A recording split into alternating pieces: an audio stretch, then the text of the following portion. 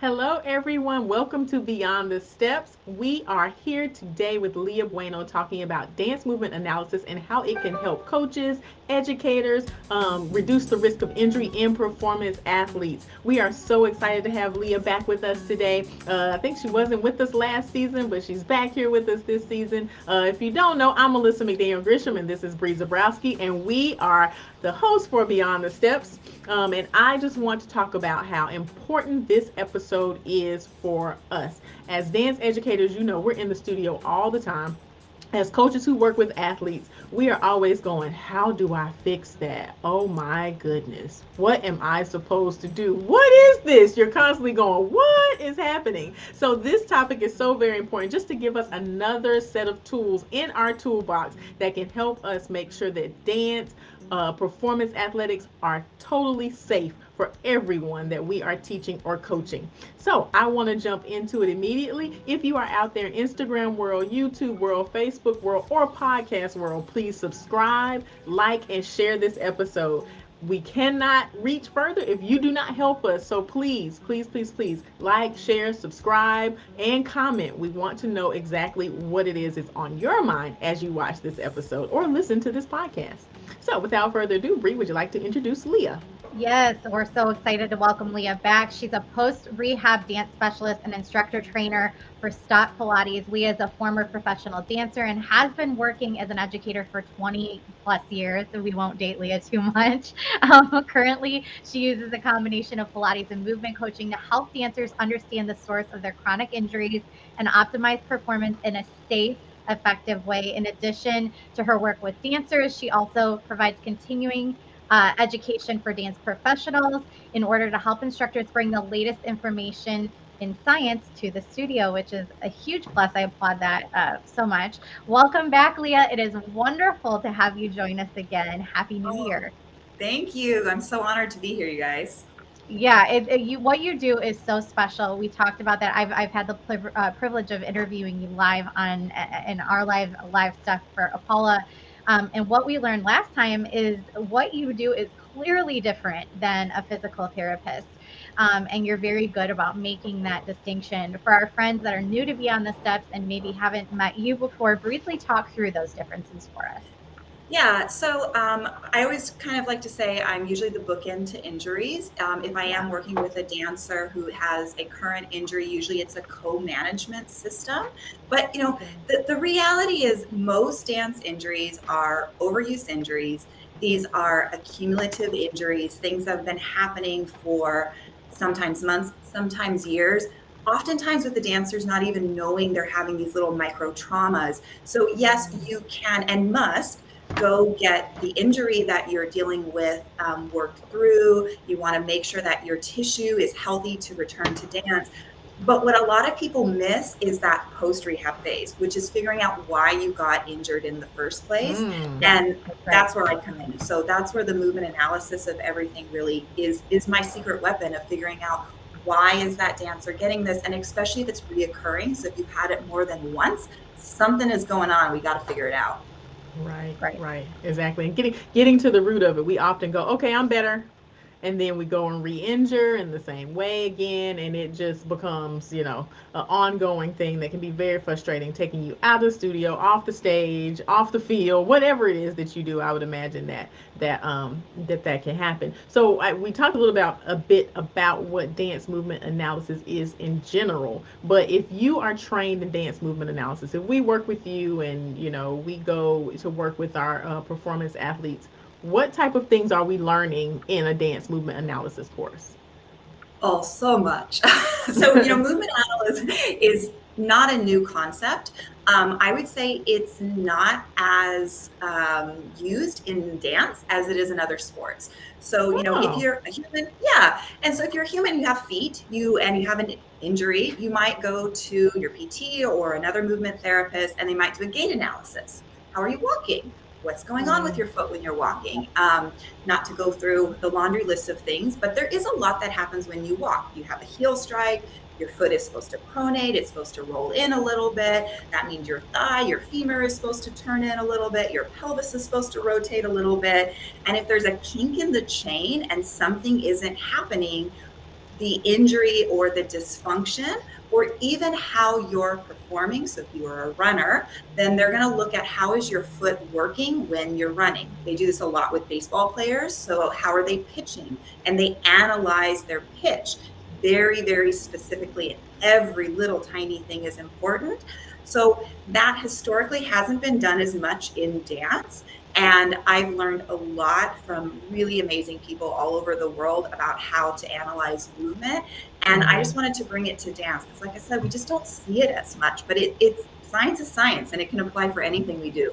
I love it. And it's Yeah. amazing and frustrating at the same time because it just reinforces how behind we are as an industry from Right. other athletics who already have so many of these things in their toolbox and so many of these things at their disposal. And it makes me go, okay, we need to pick up the pace a little bit in how we're evolving this industry and in so many ways. And that is a continuing theme that we are exploring on the show is just how do we evolve this industry faster and at the same rate as other athletics, right? And it is newer. It is a little bit of a baby compared to these other industries. However, it is still. I think we would all agree that it's a little bit slow on the evolution standpoint. For sure. Yeah.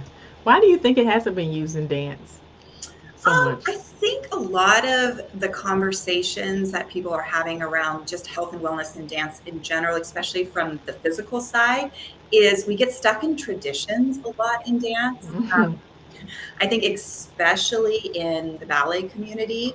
So there's a lot of, well, we've always done it this way, and this got some success. So obviously there are people with amazing careers doing X, Y, and Z, and then they go on to be educators and they teach what they learned, and then the tradition continues. Whereas with our more athletic sports athletes, I don't want to bring money into cage, but you have $1 million athletes that they care a lot, Yeah. that they perform really, really well. And if they get injured, that's a big loss in their contract. So I think our athletic teams are a little more inclined Yeah. to take care of their athletes because of the finances.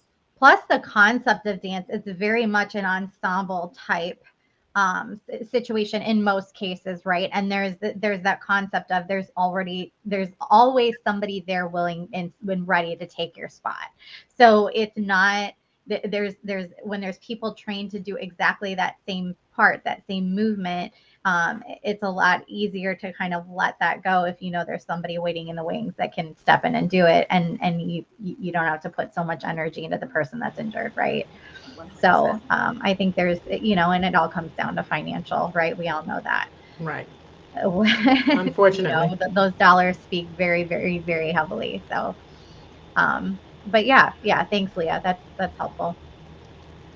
So I think we talked a little bit already about the specific focus and what made you want to shift this work, shift to do this training work. Have you found that people are receptive to that? Like, are even steeped in tradition? Are they receptive to saying, okay, yeah, I'm willing to learn this a little bit more?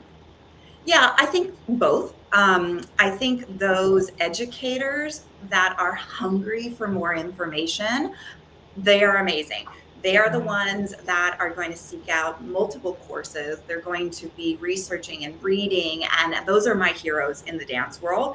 I think there are going to be the people that are, still in that, this is the way I've always done it.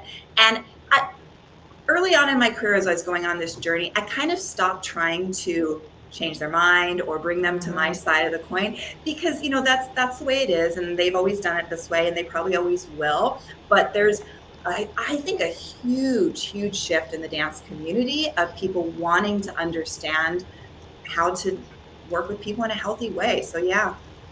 Yeah. Mm. So I just talk about, I think it's very clear what dance movement analysis is, but how is it when we're talking about diagnosing and prescribing, how is it different than traditional methods of evaluation when you're evaluating the way somebody's moving?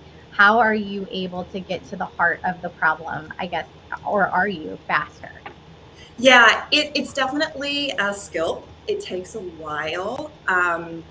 One thing that was drilled into me in my post rehab training is don't chase pain. So when we are in a clinical environment, a lot of times the site of pain is the victim to something else going on.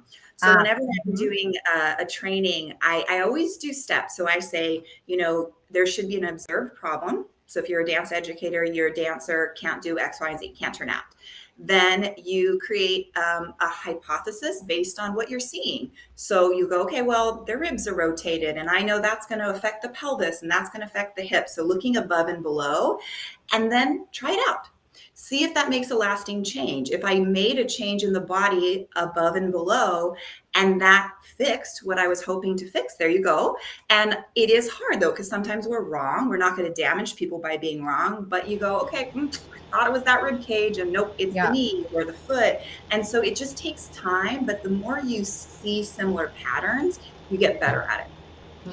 And this is a great time to point out too, we always have conversations about, you can be involved in the dance space and make an impact in the dance space without being on a stage. And this is another classic example of, how to move your body. You've been in a dancer's shoes, so to speak.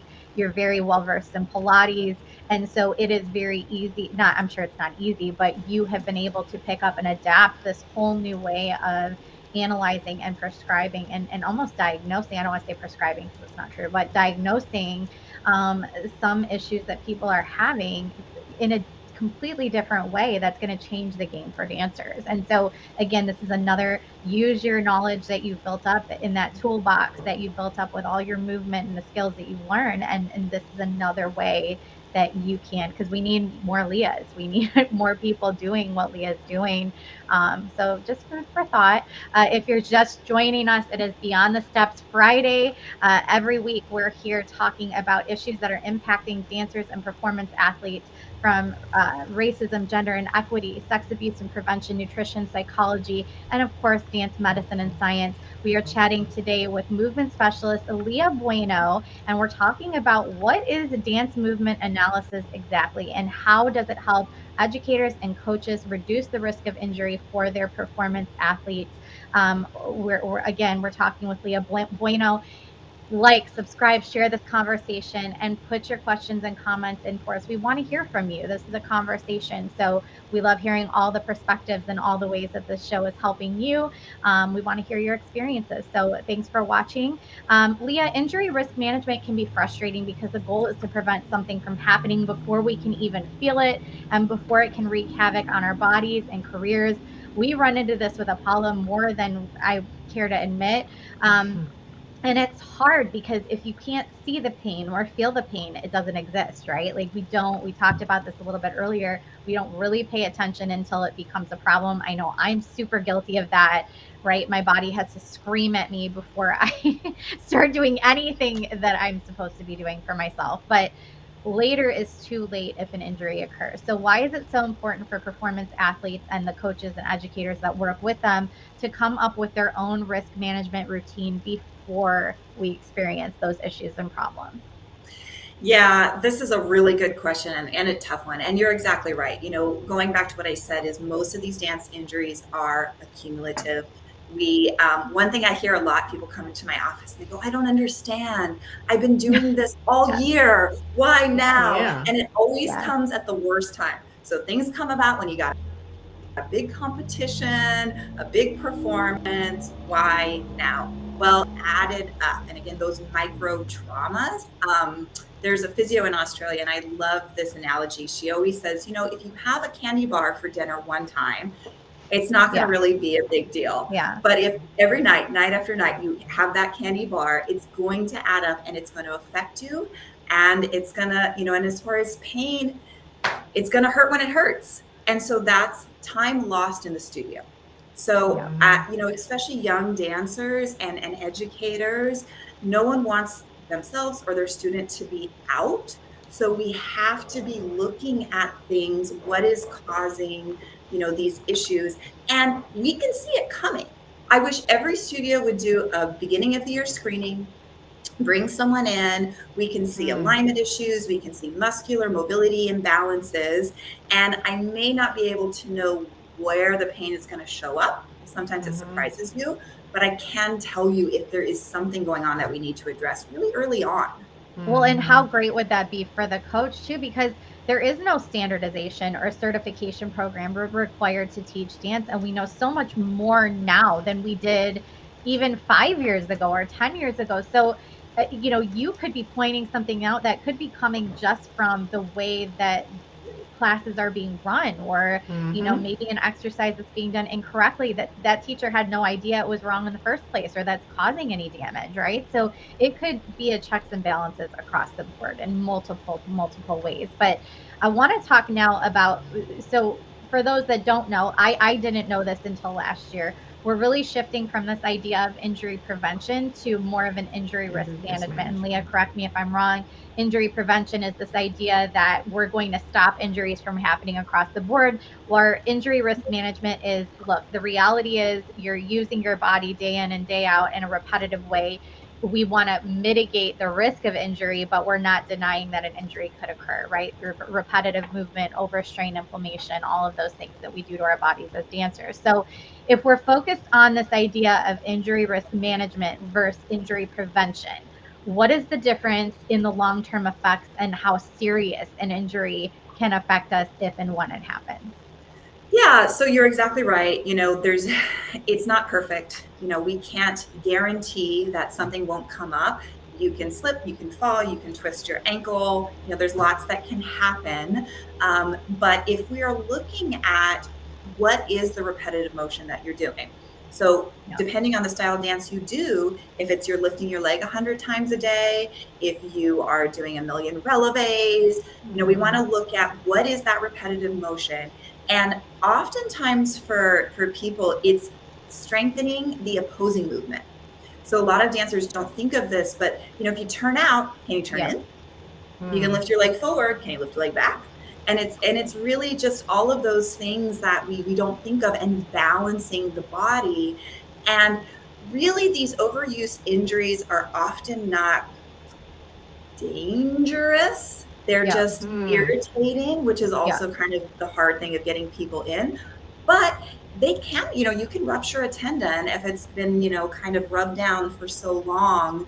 So it's really just avoiding the as much stress on your body as possible.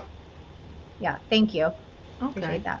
So avoiding as much stress on your body as possible. I know, right? That's kind of laughable. You're like, I'm a dancer. How does that work? Well, but I will say this, I have this conversation with parents a lot because they get very freaked out that, am I hurting my child, right? Am I doing this thing, and they're always injured. And I don't think dance hurts people. It shouldn't. It shouldn't. It can, obviously, but that's where the risk management comes in. If your child gets their driver's license and drives their car, there is a risk every time you go behind that wheel, but there's things you can do to reduce that risk. Well, and I don't know, Melissa, if you've experienced this too with your students, but when I was teaching and directing, I felt like a majority of the injuries we saw, not all of them, but a majority of the injuries happened when they were outside of the studio. Absolutely. And they were doing, their bodies knew how to accommodate in the studio, and then they went out and stepped on it wrong, or fell in a pothole, or stepped off of a curb. Fell off of a desk. Those are two that I've heard this year. I was sitting on a desk and I fell off. That you're like, really? That had to happen now? Okay. Right. Yeah. Great. Great. I've outlawed trampolines. No trampolines. No trampolines. No ice skating. Those are my two rules. But I have a caveat to that. So yes, you are right. We can't, put our dancers in a bubble, nor should we. Right. But I will say this, if you have a dancer who is working on their ankle mobility, I want those pretty, beautiful feet, and I've been working on my mobility all the time. Now you have an ankle that's maybe a little more mobile, not as sturdy as somebody else. And then they step off that curb. It may not be specific to dance, but it still could be related. Got it. Yeah. Okay. I mean, because we do use our joints in ways that most normal people do not use them, so I totally get that. So does injury with that, like you said, people are doing different things, they're getting mobility in different places, they have different goals, so does injury risk management look different for every performance athlete? And when you're doing dance movement analysis, is it different? I guess I'm saying is some diagnosis, let's say more mobility in your ankles, okay for her, but not for him because of how that person's built or how they're using it. Like, does it differ? Yeah. So, two parts of that. One is it's different for every type of dance you do. So, a Okay. ballet dancer is going to have different risks than a break dancer and an Irish dancer or whatever. So, you want to first look at what are you actually doing day in and day out and balance that out. So, that's priority one. Mm-hmm. And then, as far as the individual is concerned, yes, ideally, there are kind of good for everybody exercises that I'll do. But to really get to the root of things, you want to look at the body that you have in front of you. Okay. And, feet are like snowflakes. There's so many different variations Yeah. of them, and every single person is going to have mobility and strength in different places, and there's so many types of feet. So yeah, you should be looking at each individual and assessing what that person needs. Hmm. So how do you do that in a class setting? Right. I have 40 dancers and they're all here and we're You doing have a somebody technique like Leah class. come in and say, this is the individual responsibility. Leah, did I answer it right? Yeah, sure, I'll take that. No, but it is hard. And I give it to dance educators. I think they are the heroes of our Yeah. field. I mean, it's a rough job, and you're exactly Yeah. right. You have 40 people, and we do our best. In my program, what I really try to get, because this question comes up every time, what do I do? And the more you know about assessment, the better your eye is going to be. So Mhm. it's really about, and dance teachers have an amazing eye for movement, but a lot of times, and I'll say this because this was me, we're not trained in anatomy. We're not trained in kinesiology. We don't, so all we have is this is what I felt in my own body as a dancer. I see that Susie's foot is doing something funny, but I don't really know exactly what it is. I've thrown everything in my toolbox to fix it. And so the more you know, you're going to see things across the room and go, oh, and then you can make a quick correction and fix it really easily, Mhm. Yeah. even But with at the 40 same people. time, we don't want to put that extra weight or responsibility on somebody that's not necessarily qualified. Like what happens if they make that observation and it's a wrong observation and it leads to something deeper. And again, it's like that's why making connections with the providers in your community, making sure that they have the virtual options like you offer, is so important because we want to take this concept off dance educators that they have to wear all the hats and they're responsible for it all, because the reality is they just can't be, they're not qualified to be, and that's okay. I think there's this now pressure that we all feel that we have to take this on, and Right. now I think we need to shift towards no you don't, and there's Right. people that can do this, you just have to know who they are, right? 100%. And it's something that's talked about in medicine and therapies a lot, but it's Yeah. staying in your scope of practice. Yes. So I think the same goes for dance teachers. Um, like I said, dance teachers are often the first defense. Mhm. Sometimes, Bree were both members of Dance Medica, and Josephine Lee is a point shoe fitter. And she often will send people to me because she doesn't know what's wrong, but she knows there's something wrong. Yeah. Yeah. Mhm. And that's kind of all I want for the dance teachers. And also, they're the ones that see these kids or adults, if it's a director, day in and day out, and they know them really well. And so you're going to be able to see a change. And then that's when, like you Yeah. said, have your Rolodex, who to send people to, and send them to someone Mhm. else. Yes. Yeah. Yeah, 100%. absolutely. Thank you, Leah. That's something that we have been preaching all season long. Find your people, find your resources, find your network, and make sure you make those available to your students.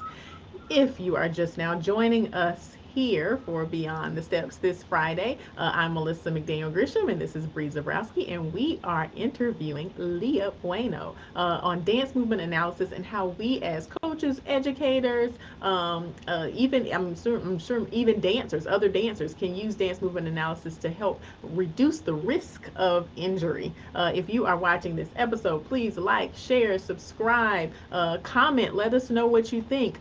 Please share this information. It is excellent information and one that will make us help us make dance much safer for everyone who is participating. So right now, it seems like a teacher comes and takes this course, or a teacher learns this, do you find that there's a shift where organizations, so whether it be companies or colleges or dance programs, are moving to using dance movement analysis as part of their programs? That would be the dream. That would be amazing. I think there's a shift towards wellness in general. Like I said in the beginning, it's not the same from my experience as the sports teams, but I also think that's part of the structure. So a lot of times our athletic teams have an athletic trainer on site. Yeah. That person is often doing those types of things. So it's not put on the coaches as much to my knowledge. Mm-hmm. And I think, dancers, we just don't have that same organizational structure. So I would love that. And I think I would like to see a shift in dance organizations educating their teachers as a staff in general for Yeah. anything. On And what everything, to right? do, not even just in how to diagnose it or treat it or what to do, but what should you be doing if if X, Y, and Z happens? What is the protocol to, who are you calling? Who are you sending this child to? When do you pull them from practice or competition and say this is a no-go zone? That way you're not the bad guy. You're not popping the dreams of a little child You're or right. the Yeah. parents who paid all that money to get to that point, right? Like there's a protocol. It's not my call. This is the way it is, right? Mm-hmm. And yeah, I agree with you. And going one step further too, like I think there's a lot of organizations at the professional level in dance that have trainers, and there's different varieties of different levels of how well we take care of our dancers at the professional level. Obviously, that's a separate conversation. But for Right. so much of the weight is in commercial competitive dance now for young dancers and athletes, even competitive cheer, competitive dance, studio dance, and precision dance, right? So there's a lot there, and those teams don't have trainers. And those, you look at youth football, they have trainers. You look at basketball, they have trainers. They have access to those things. Dancers do not. Why? And that's where so much of the damage is being done, and we're seeing kids out way too early and sometimes not able to move for the rest of their life because of these scenarios. Yeah. And I was talking to, I think she was an athletic trainer, a woman months ago, and she wanted to get into collegiate athletic training. Yeah. And she was working for, if I believe, one of the male sports team, and she wanted to bring it in for the female cheerleaders. And the institution didn't see the cheerleaders as enough of a risk to value her being there. So I think part of it is educating whoever holds the keys to the kingdom that these dancers are they're athletes and Well, they need in this. translation, in that person's mind, they don't bring in enough money to the Money. school to warrant Yeah. Yeah. spending money to take care of them. And that, I mean, calling a spade, that's exactly what that means, right? Like they're just, in their mind, it's not bringing in enough money, but it enhances the entire picture from top to bottom. It's part of the picture. That's what dancers are, right? We create the picture. And, Right. and I think people don't understand that. So. Yeah. Yeah, 100%. Yeah. But the gold standard is Australian ballet. They are Okay. amazing. Yeah. They have an amazing medical staff. They have so many resources. I always tell my husband, if he can't find me one day, I've moved to I'm in Australia. Australia. Right. You Always can find hear me good down things under. about our friends in Australia. Always, always. Yeah. And even in Europe, way more advanced as far as, training dance educators to be able to just holistic teaching. I'm totally going off on my tangent. I don't think I've gone off on a tangent this You season, so haven't. here You've I been good go. lately. Let's I've do been it. Let's good. have Let's one. do it. Let's head on down the road to a tangent. So we've been talking about money and how money, it seems to be the driver to provide support of this type at a higher level. How, and these are total opinions and thoughts, how in the world do we get people to value the art and the benefit that the art brings as much as they value money? Like, how, I guess, how do we assign importance to something that doesn't necessarily generate as much revenue, but like I've said before many times, saved everybody's butt in COVID. The fact that, dance companies are putting things virtually. They were airing Broadway shows on television, which is, unheard of, because now we need something to bring in dollars.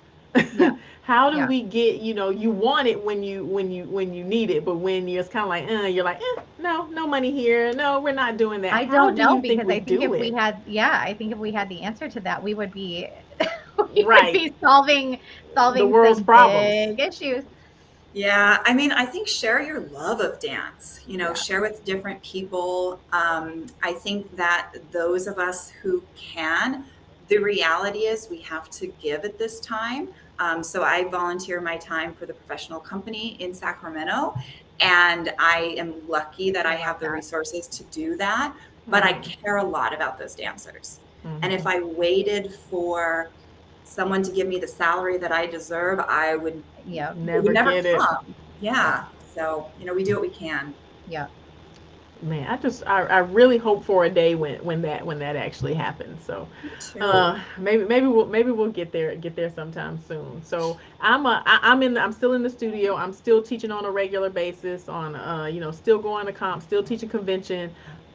I would love a real life example. Like, tell me, when I'm in the studio, what's a real life example of a time that I would be able to use dance movement analysis, and how would that look?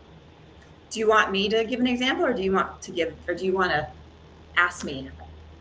Um, Do you have one you can think of? I'd be more than happy to give you I'm one. I'm like, okay, narrowing down. So I have a dancer who, it's interesting that, so it's really placement of the arm. It's almost like her arm is on backwards. I don't even know how to explain it. Like, when she extends Her her arm is on arm, backwards. yeah, I tell her, I'm like, is She your arm looks like, hyperextended, Yeah. yeah, but it or he?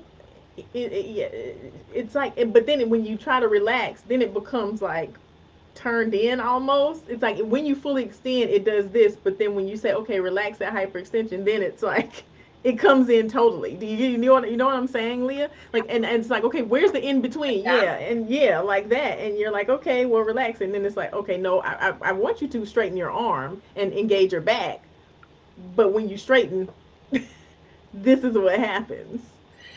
Yeah. So first of all, understanding what does a neutral joint look like is Okay. really important. So, and your elbow is attached to your shoulder, which is attached to your scapula, which is attached to your rib and your spine. So, so first of all, and this is what I usually hear from teachers. Exactly as I said, you have an observed problem, you have an amazing eye, you don't know how to describe it. It's on Right. backwards. We know it's not That's on exactly what it looks like. She just did it. Yeah, that's exactly what it looks like. so and that's it. So first of all, is gonna go on a little tangent myself. The language is really important. And Mm-hmm. the language of anatomy is really important. So if you understand what happens in your arm, well, this is external rotation, this is internal rotation. Like Bree said, we can hyperextend, we can hyperflex. Mm-hmm. So that alone, and if you teach that to your students, now you have a better language than just, I don't know this person's name, but Susie, your arm's on backwards. Backwards. And they don't know what to do with that. So they're like, my arm is not on backwards. This lady is crazy. Oh gosh. But what you can start to say is, okay, you're externally rotating your shoulder too much. Your elbow is hyperextending. I can do that too. And then it's your job to know, what does a neutral joint look like? Right. What muscles create that neutral joint? When you can get good at that, you're going to create a much better lane. Going back to the observed problems, if that's not working for you, I've been correcting this person's elbow for 6 months, then you have to look above and below. So is their arm on backwards because they're thrusting their ribs forward? Rip forward. Is their Yeah. Okay. arm on backwards because they're pinching in their shoulder blades and that's causing it to kind of like twist? Or is their arm on backwards because their head is jutting forward and they're just trying to like balance things out? There could be 1,000 things that are causing that, and that's where the assessment comes in. Leah, I hear you say language is important here, but I know also, like, I've seen kids have the light bulb moment when they finally find the position you're looking for and can remember, like, muscle memory, that position. And so is it also like making them find that and not, you don't ever want to like manipulate a child, but like shifting their body in a way that they're holding the position and going in the mirror? That is what I'm looking for. Remember this feeling. Like, how do we get that imprinted in their brain? Yeah, that's called motor control. Okay. So what you're doing is exactly that. It's important for you to know what you're trying to achieve, and you're exactly right. Get them there, give them those aha moments, and then just reinforce. But yes, exactly right. But if they don't find that, they're never going to have that aha. But you're exactly right, Bree. Right. So, Leah, let's go to homework, Melissa, because I think that we can talk about Leah's practice and how to get a hold of her in this next segment. So let's go to homework. Yeah, absolutely. So I do want to remind everybody, like and share, comment. We want to know what you think, but it's time to move to homework. You know, here at Beyond the Steps, we love to give homework. We like to give you action steps to do. So Leah, will you tell us between now and next Friday's show, what is one thing, one step that you would like people to take in this area? Yeah, don't get overwhelmed, but get curious about some dance science. So I think a lot of times it is really hard. There's a lot to know about the body. I spend my vacations with anatomy books. It's sad, but it's true. But if you get overwhelmed, you're never going to start. So just read a book, listen to a podcast, whatever you like to do, and just start learning about something in the body that you didn't know about, and find something that piques your interest. And then that is going to layer on itself. And the next week, you're going to know more and more and more. But yeah, education is layered. So just start. Just start. Do you have a suggestion of a place to start? Like a website, or I know we have some resources here that are coming up soon. Yeah, there's a book called The Anatomy of Movement. I think that's a really good starter book. It's got pictures and images. There's also a dance anatomy book. I forget the author of both of those, but those are really good. There's an amazing podcast I love called The Dance Docs. I love them. I think you guys are sponsors, Apollo? Yeah, Apollo sponsors Dr. Kat Bauer. We sponsor the Dance Docs. We love the Dance Docs. That's a good one. Yeah. That's a really great podcast that I really like. But I'll also have to say is a lot of my information comes from outside the dance world. Because like we said in the beginning, it's slow to it. So, just find something you're interested in. Well, and this one is more specific too, but I want to always take the time to mention hypermobility MB, anything related to hyperextension, hypermobility issues. They are just such a wealth of knowledge over there. Dr. Linda Bluestein and Jennifer Milner's The Bendy Bodies podcast. They do fantastic work, and their website is full of information. So check that out as well. Yeah.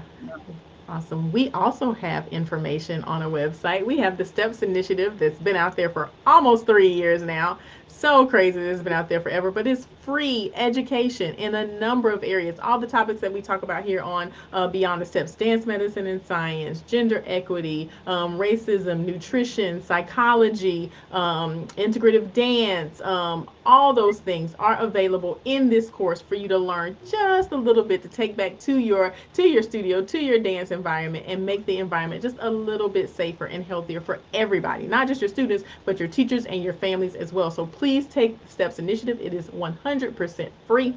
We also have some guest resources that Leah was so gracious to give us. The website, performancepilatesrehab.com. Leah, that is your website.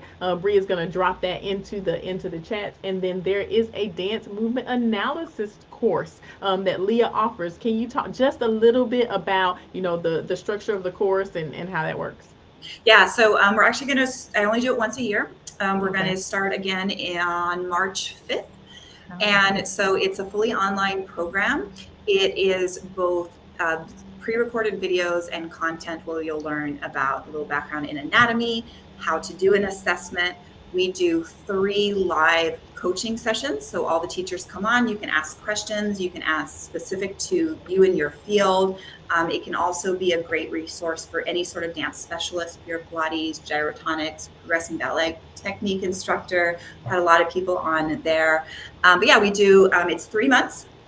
It's a whole lot of information, and you have a year to complete it. And so most people get to spend as much time as they want with their videos and learn all about dance movement. Right. And what a great thing to purchase and for a tax write-off, and purchase as, you know, professional development, and take in the off season when you can be ready for the new season. I'm so excited that you're doing this. I didn't know about it. So that's great. Yeah. Thank you. Yeah, and a lot of teachers have actually helped with their both getting hired, because people are very excited to work with someone who has. I bet. And then a lot of my teachers too offer, like we talked about, this screening. So I teach you how to do that, and so you can offer that as a service in your business. Yes. Wonderful. Oh wow, so value add in so many different ways. That's awesome. Leah, I know you do sessions with people virtually and in person in your offices. How can people get in touch with you? Yeah, so you can get in touch with me through my website, performancepilatesrehab.com. So I do both in-person sessions and online consultations. So most of the people who I work with online have a healthcare provider they work with in person, but there's not a lot of dance specialists outside of kind of our big cities. So what I usually do for those dancers is, like I said, they have their local person they work with, and then I help them with either their return to dance, or if it's just something that no one can figure out, let's go to the drawing board, do an assessment, and figure out what is the driver to either your pain or movement restrictions and dysfunctions. And Leah, a lot of providers and PTs that we talk to have the restriction of state lines, right? They can only operate in their state that they're licensed, but because you're not a medical provider, you are able to work with anyone anywhere, right? Yeah. I've worked with people all over the United States. I've worked with people in Europe. So yeah, I am not held by those handcuffs, which is very nice. That is very nice. Yeah, very nice. Very good. Nice. Very good. Let us know, Leah, right now how people can get in touch with you. What is the best way they can get a hold of you? Yeah, you can always send me an email through my website. My professional email is leah@performancepilatesrehab.com. You can find me on Instagram as leahbueno.pilatesrehab. I'm on Facebook under my business, Performance Pilates and Rehab. But yeah, reach out, send me a direct message, email me through my website. I am here to help. Love it. Thank you so much. Leah, we have absolutely loved having you back. I think we're going to, technical difficulties aside when you got on, we're going to have you back again. There's so many things we want to talk about with you. But for those out there, make sure if you joined in the middle of this, go back and rewatch the whole thing from start to finish.